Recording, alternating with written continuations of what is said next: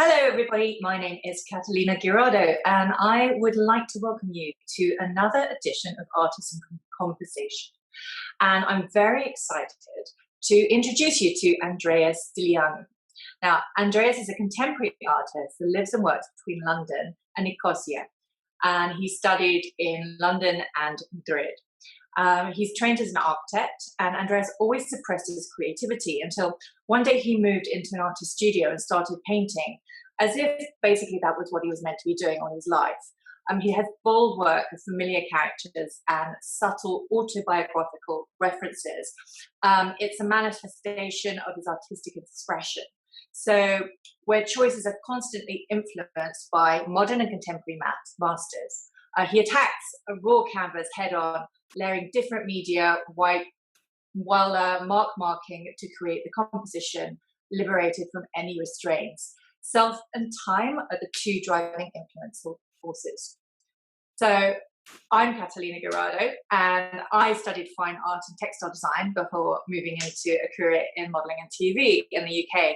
And I was inspired to translate my father's work, Maestro Girardo's paintings, into different contemporary mediums, choosing the art that maintains the philosophy of my father's art, which accents sustainability, wellness, and enlightenment.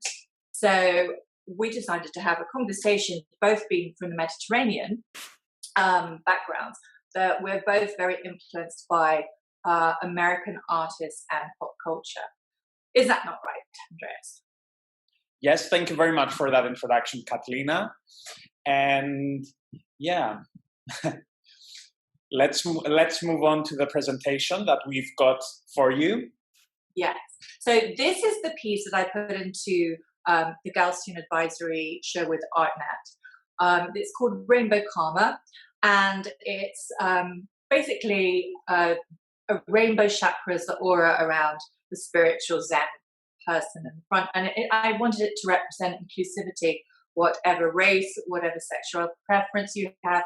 We are all one, and the rainbow colors of the chakras signify, because we are basically all spirit with these beautiful auras. So that's the piece that I put in for this fundraiser for anti-racism. And yeah, so that's, and it talk about the story behind that further as we move on. And I've also got works in the exhibition that Galston Advisory has put on, and 75 to 100% of the proceeds go to the charity that have been chosen. And this slide that you're seeing here, I wanted to introduce myself with it because these sculptures I have been creating are versions of self-portraits of myself. And I just thought this would be a great moment to start. And moving on. Right, so going back to the karma. So as I mentioned in my introduction, what I do is I take my late father, Juan Antonio Girardo's work, and I basically create a more contemporary version with my own influences. But the main thing is, what he did do throughout his career was this Zen figure. He was very interested in spirituality and the Veda, and he did series of paintings in different genres and styles. This one, I believe, would have been acrylic and spray paint, but it's showing the third eye and the spirit, and of course the Zen pose. Moving on to the next slide, I think there are two other versions. Yes. So these are the green one on the right is actually the one I use for all my reinterpretations. So the rainbow is I digitally remaster the colors and turn them into new, kind of more design featured and focused works, because I work a lot in different mediums, aside from doing prints on aluminium or silver paper, which I find very bright and reflective. I really like the way that the light plays with them. I also do fabrics and textiles. So taking one painting, I feel that I can just change it into, there's so many ways to translate this into a new form and using my own personal influences. But these are the originals. So I think it's always good reference to see the original painting before you see my kind of legacy creations. Should we move on? There you go. So there you see how I've added prisms of light to it. So this is actually, looks beautiful on aluminium and also acrylic. They look great as blocks, and if you put them in the window, the lights reflect through it. So this is one of my favorite, and I've actually started using it for textile designs, but you would never recognize it as this form. So this is the piece that I have in the auction. It's a silver paper print, and it's an edition 20, I believe.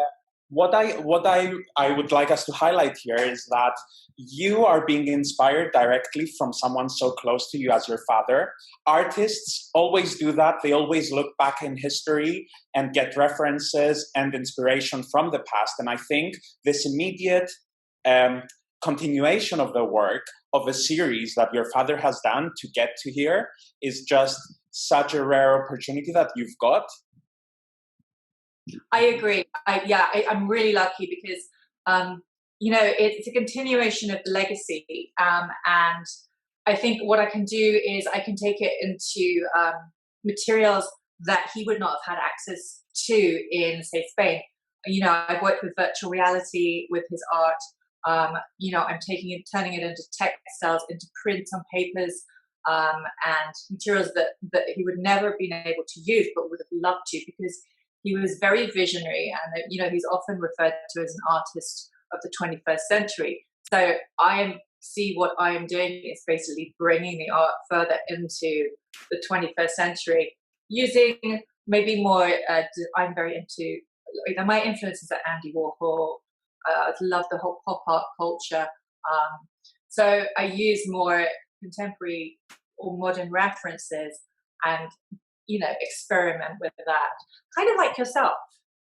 Yeah, so moving on, I wanted to use this talk in order to really look at how my practice is influenced by the past and from what other artists and masters have done.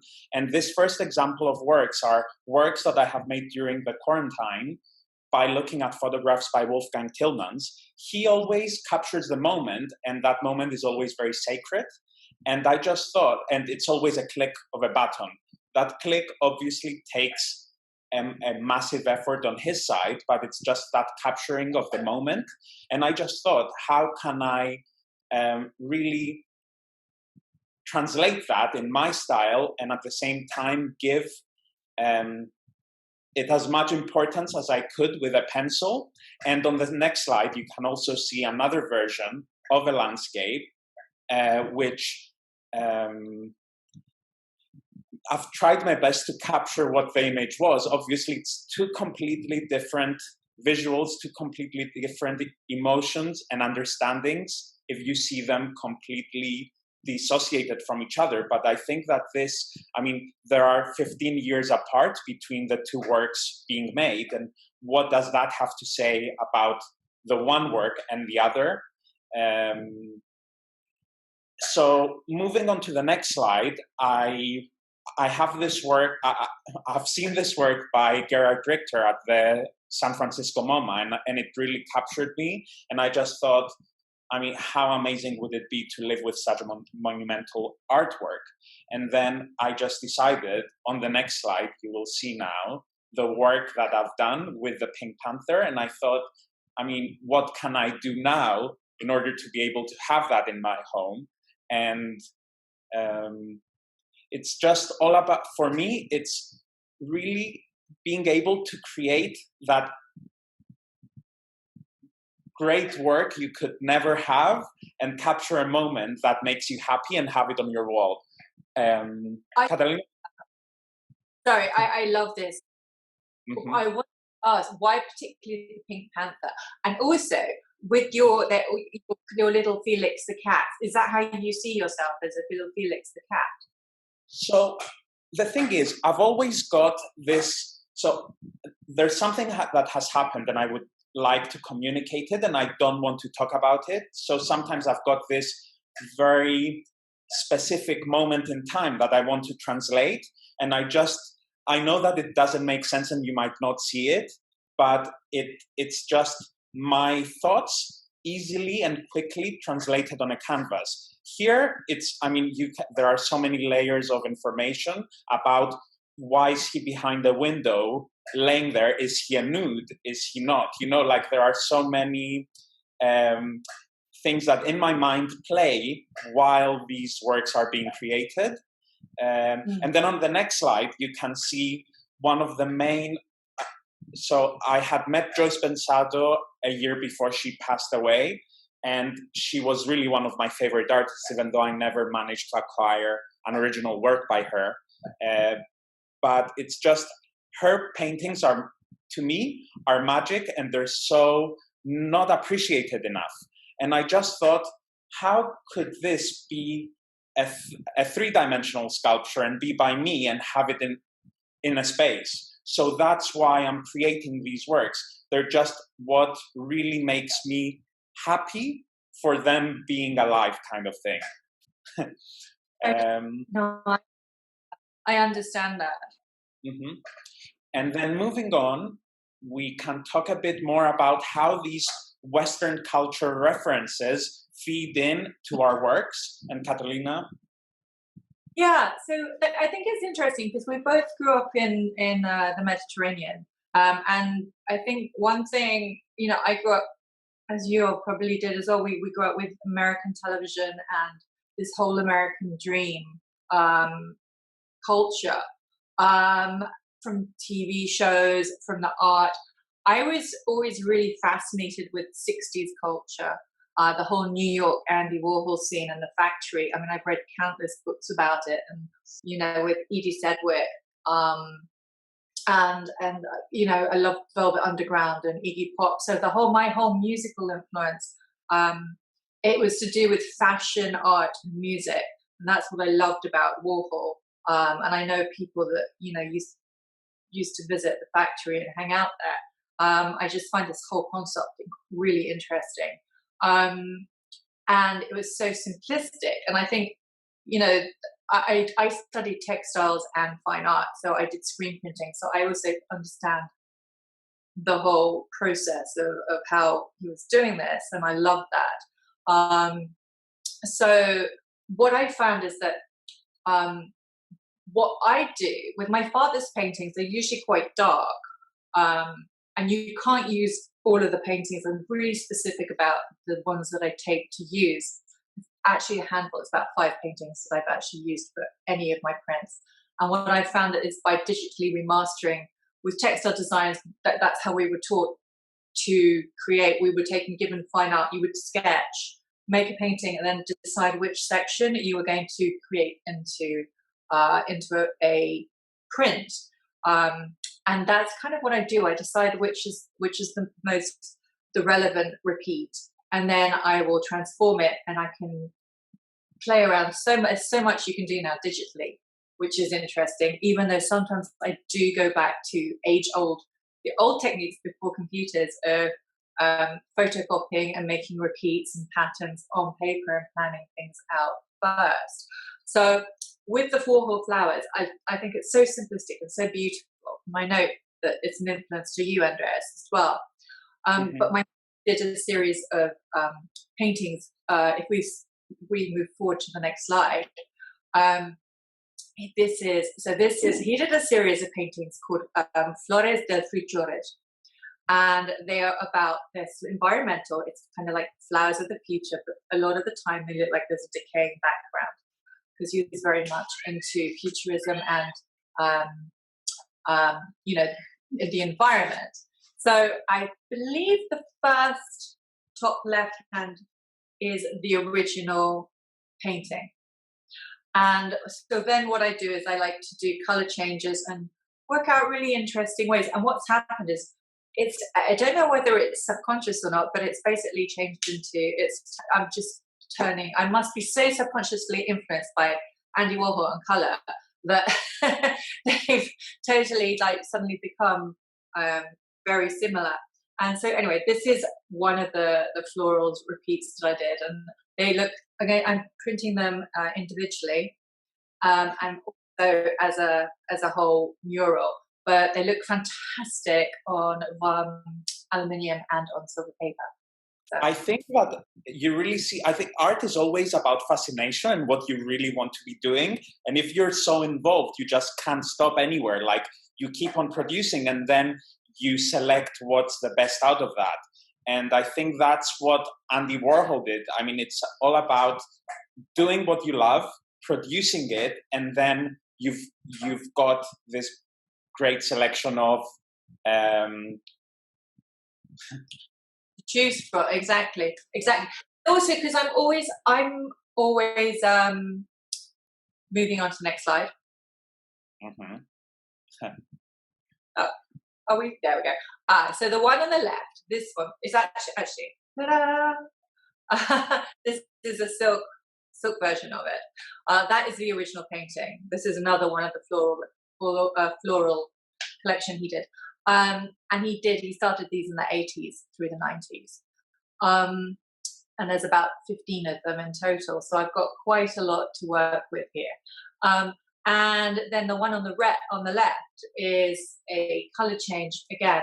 And this one, I just think they're really stunning visuals. And also what I do, I really like to see, when I look at art, I see how it will work as a fabric. I see how it will work as a mural on a wall, how we could turn this into a light box. I see so many variations from the original painting of ways to create progression from it. That it just fascinates me and the different ways we can do it. Unfortunately, because these are so intricate, they're quite hard to screen print. So I've had to work digitally. But it would be, I think maybe actually that could be an interesting next progression, is to try working out how to do these as screen prints as well. Andreas? So this was we've got this slide about the skulls because you were very interested in that particular painting by your father, which is on the next slide. If we can move on to that to see the comparison. Yeah. So, and I like the way that you chose the Andy Warhol one to show a comparison. Good call. So again, the brown slide on the left, that is a section of the main painting, and it's called Apocalypse, which is quite fitting. And then the one on the right, obviously, is a color change, and I made these into a series of scarves. Because this painting, I know it's very rock and roll. I remember I was exhibiting this in London at the Sanctum Soho Hotel, and some of Iron Maiden came to the band. Iron Maiden came to the show, and this is the one. Loads of people love this. You know, skulls. Alexander McQueen going with fashion. You know, you've got. He's always used skulls, and it's always been, you know, such an integral part of art. So this is, you know, I kind of really like my version of it. Moving on to the next slide, I think this was a project. So stemming from that painting and that exhibition, the hotel's theme is skulls. It's a rock and roll hotel. So the owner, Mark Fuller, is like, would you design our restaurant and design one of the hotel rooms? And I said, yeah, this is what I want to move into. So I designed each section for the wall and using the colors that were already there to try and be complementary. So I made that a skull repeat in gold and bronze, as you can see on the one wall. And then at the end, there's a big mural of 4 skulls. It's quite psychedelic, but it fitted really well with the hotel and the whole concept. Actually, behind me here is actually one of the silver prints that went into the hotel room as well. We have a question that says, are those works yours behind you? Yeah, they are. Yeah, so this is, we'll be actually seeing those later. This is a meditative piece. And this, you can see focus there. This is one of mine as well. So these are, these were a series of 10 each of these. So I do different editions and different sizes, obviously.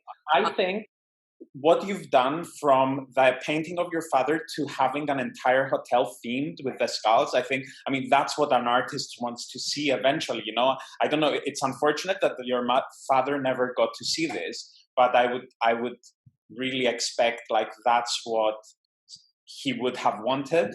Yeah, I thank you. Yes, I think he really would. I think he was so progressive with his vision of how he wanted his art that a lot of people are very old fashioned. They're like, oh, you know, this is the art. We should keep it like this. But he was always very excited because I paint as well, but I can just paint horses. I have my creative. I have more of a creative design eye. Rather than you have this amazing imagination, I have a creative design eye. So I know how, that's my thing. And he was really, he wanted to put it in my hands, which is why he left me the collection, because he knew I would move it forward.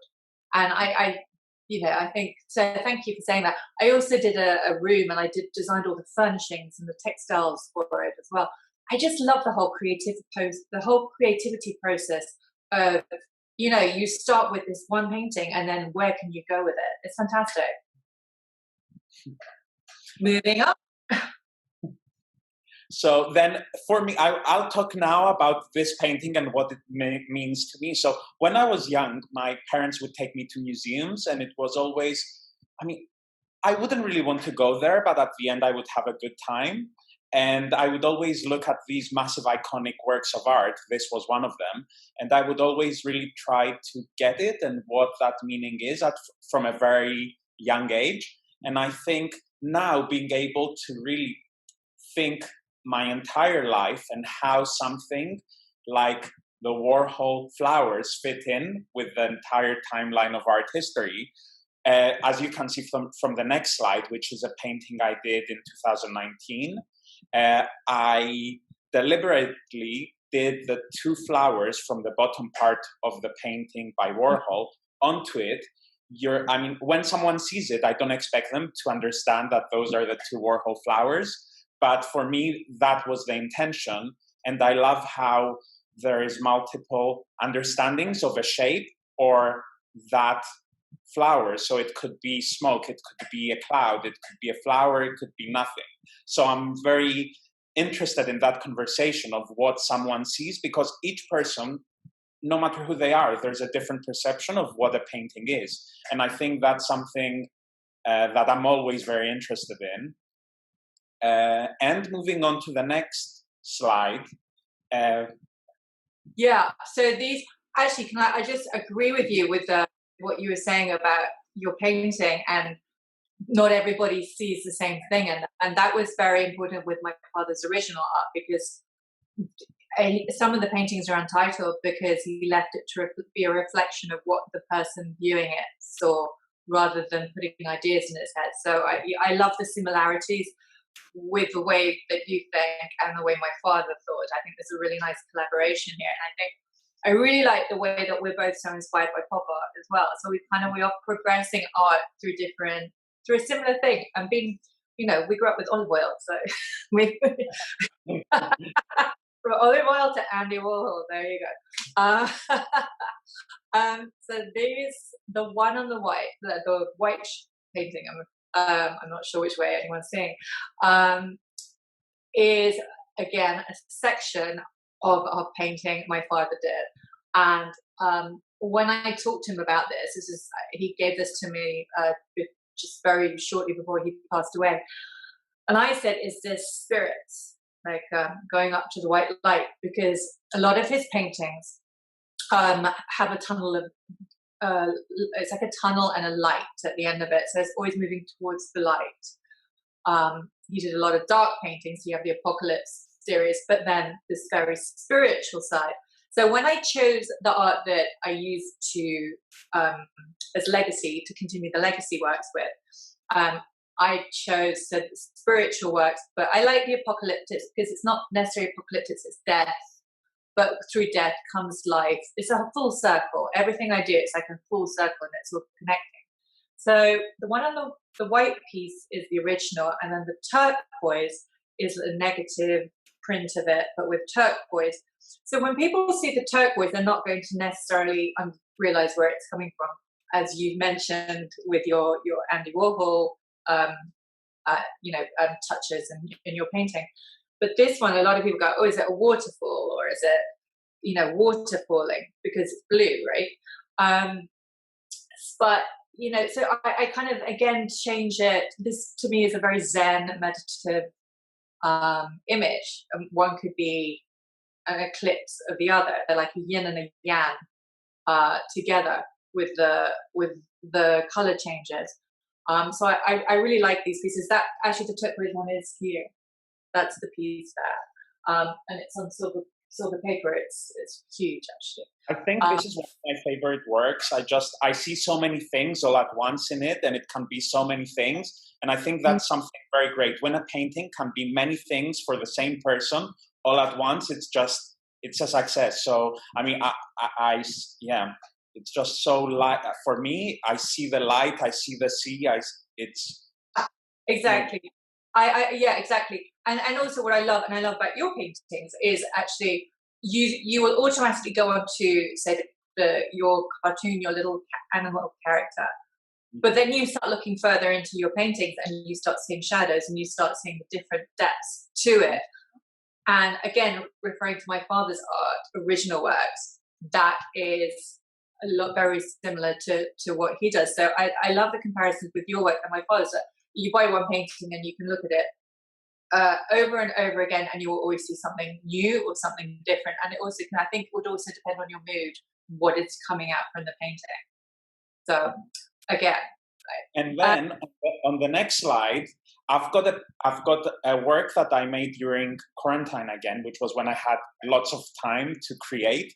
And what we were very amused by with Catalina was that it's the same composition as her father's work. It's the same focal point and the same kind of energy moving upwards. And I mean, if your father's call his spirits, I mean, this could easily have the same title without any problem. So the way I make these, I just get it's large pieces of paper, and I just start from the center and I start drawing them with a pencil that cannot rub out, so I cannot make a mistake from beginning to end. And I'm really intrigued by that. I mean, it's like a timeline. It cannot stop and it just needs to end, and you need to get there. So yeah, this is what these works are. I've got a series of I've managed to make 11 during the lockdown, and I'm still trying to negotiate with myself if that's a closed series for now, or if I will revisit the series.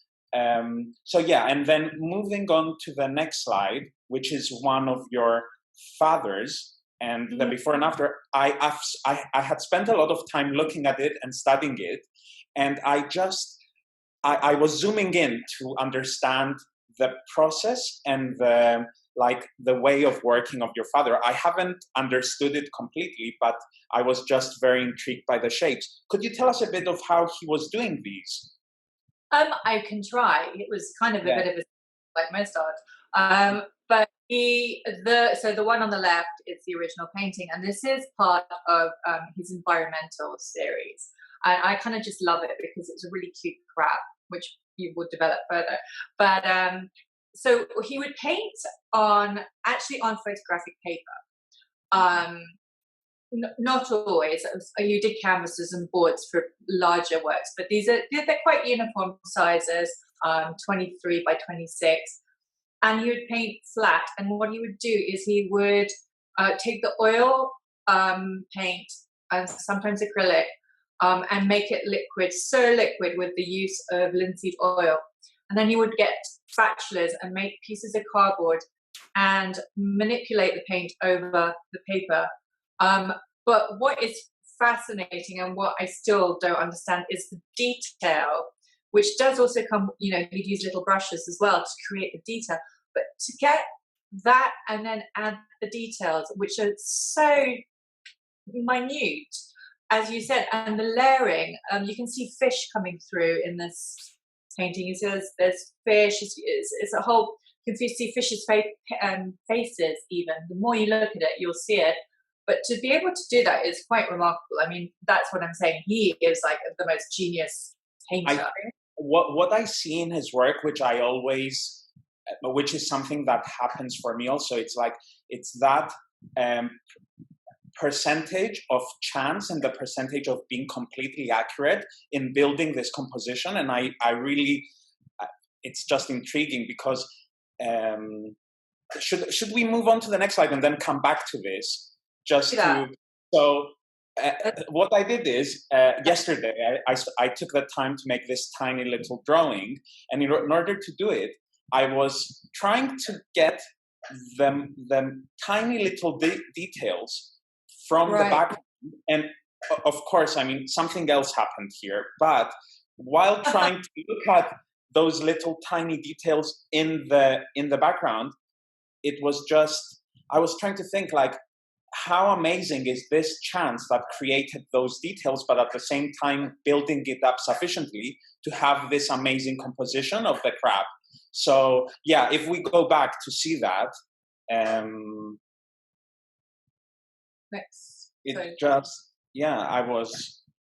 was having a hard time to contain it. So I would say that he would have painted the crab over the top. I'm pretty certain how it would have come through. The kind of all the fish swimming would have come first, and then the crab would have been added onto it. So the one on the right with the green and red, that was me doing my Warhol. I was actually just, again, these are all by chance. I don't decide what colors to do. I just get into the zone and I'll just start creating, messing around on the computer to work them out. But this, I really like. I couldn't do this again, so I'm really glad I saved it. But I loved the way that you can add a color change to it. But I loved just the kind of green and the red came out. And it really emphasized the crab and the fish, which you might not necessarily see from the original painting. The original is really beautiful and it's very subtle, but this is just a really bold little pop print of it. But it's still it's still the same message about environmentalism and the sea. And I love your little one as well. I think that's the most wonderful homage to do. So thank you for that. I love it. I was thinking like this is a conversation about inspiration and how one artwork turns into another. And I just thought this would be a great way to close this talk, because it's just like, how can this happen like in real time because of this talk? So yeah, I have a question. Actually for you from me. So your meditative series, is that, remember you did a little corona bug that you kind of, are they corona bugs that you're doing to make sure? So I get that question all the time. They're not, but anyone can read into it as they want. I mean, they were made during coronavirus, they were made during lockdown, but I was just seeing, like, it was like I was trying to be a Kusama. Like, I was interested in feeling what she feels when she just sits there and starts drawing for hours and hours and hours.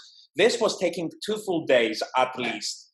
And so the first ones took 2 full days, but by the end of it, I was needing more than a week because my patience was running out.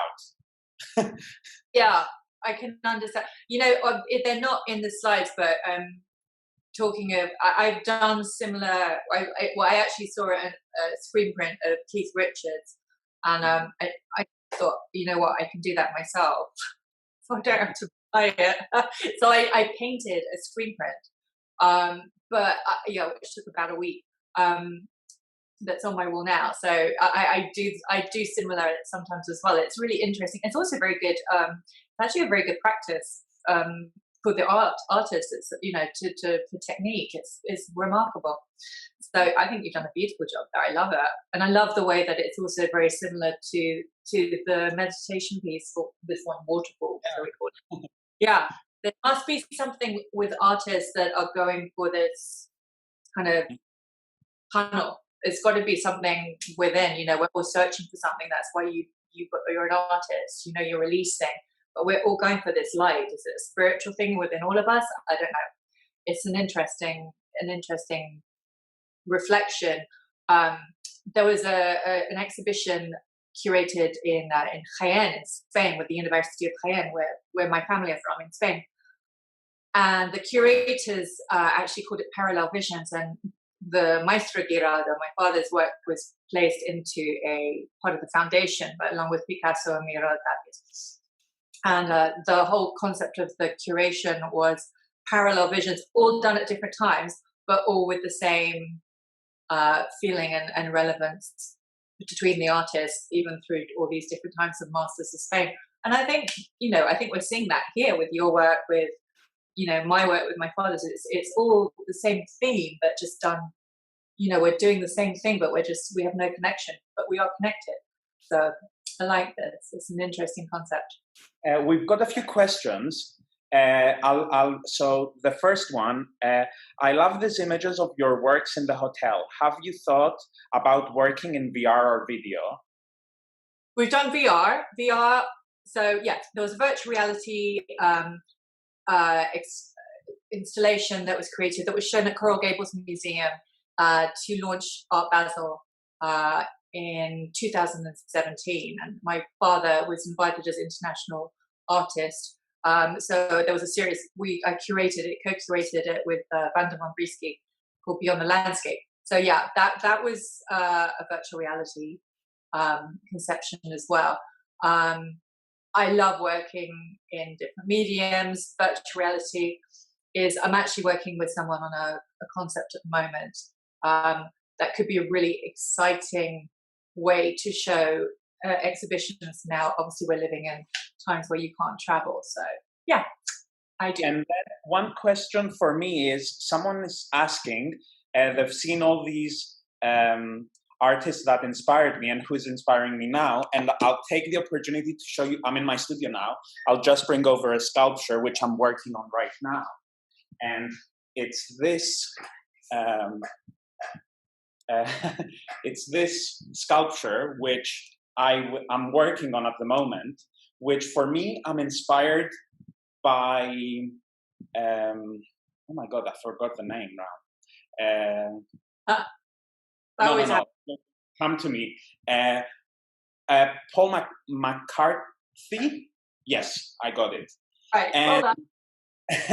And he was using these sex toys to create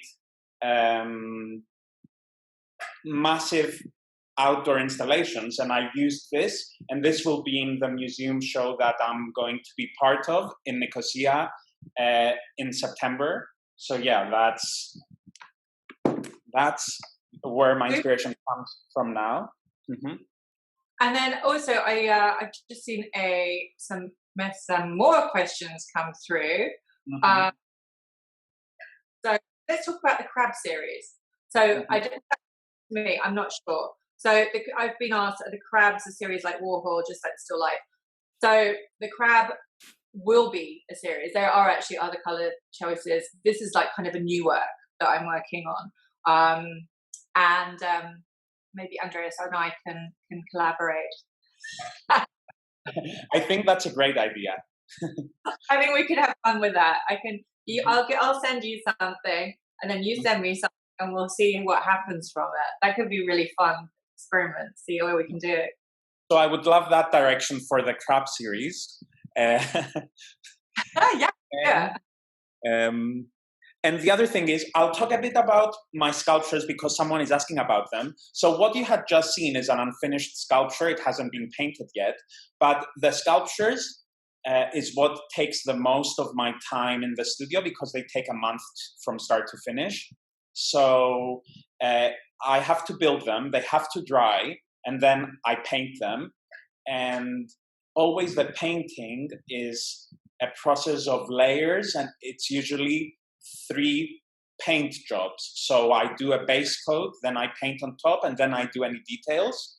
So yeah, and the sculptures make me happiest out of all of the works when I work on them and I see them finished, because it's something that's a three-dimensional object in a space. And that's, I mean, maybe it comes from architecture and not, I mean, I've realized some architectural projects in my career when I was an architect, but it was never what I actually wanted to build. So I feel like the sculpture is like a built form, which is living. Do you know what? I'd love to see a giant one of those, like really, really, really large, in an outdoor space, maybe in Miami. See, that's your next. I think that's my goal in life. Yeah. Yeah, I think so. I think that could be really. Someone's asked to see a peek of your studio. Is it tidy? Oh, yeah, it actually is sort of. Okay, I'll do that quickly. Just show the tidy section.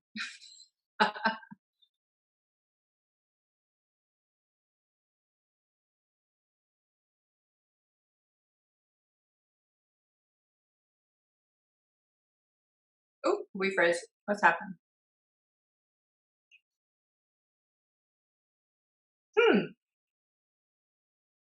Not quite sure where we are. Andreas is frozen. Okay. So I think that's probably a good time for us if we'll probably see a little sneak afterwards, but let's just close it up here. I think it's been a wonderful talk. I love discussing art and similarities and comparisons with other artists. It's really good fun. I hope you've enjoyed it as well. It's a novel way an interesting way to really get behind the art and the artists that you don't always get to hear from them. So thank you so much, everybody. Thank you, Andreas. Please tune in tomorrow, same time, and I'm going to be talking to Todd Williamson, and we're actually doing a show and tell in our homes of the art that we have on our walls. I'll be talking about Guirado Estate and the work of my father, Juan Antonio Guirado, and showing some of the works and close-ups, some of the conversation we've been having about the detail. You can see that tomorrow. We're going to do a little walkthrough in our homes and have a little conversation. So Todd is fantastic contemporary abstract artist. He was in the Venice Biennale last year. And, he's a wonder. He's a Pollock Prize winner. So tomorrow, different conversation, but very similar in theme of just getting to know the art and the artists and the stories behind it. So thank you so much. And I'm going to say goodbye from both of us. And we look forward to seeing you soon.